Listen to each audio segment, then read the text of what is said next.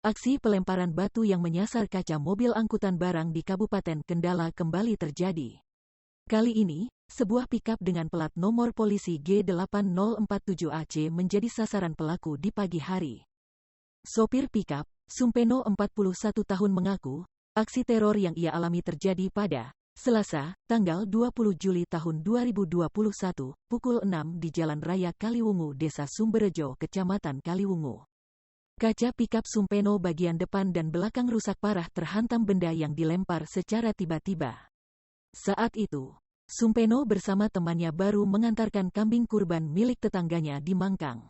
Saat hendak pulang ke Desa Magersari, Kecamatan Patebon, kaca mobil pikap Sumpeno dilempar benda oleh orang tak dikenal hingga pecah.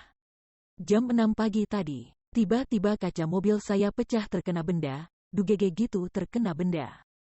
Kaca depan dan belakang pecah, terangnya kepada tribunjateng.com. Sumpeno tak mengetahui pasti siapa yang melakukan pelemparan. Ia juga tak menemukan benda yang dilempar oleh pelaku hingga mengakibatkan kaca mobilnya pecah. Beruntung, kedua korban dalam keadaan sehat tanpa ada luka serius.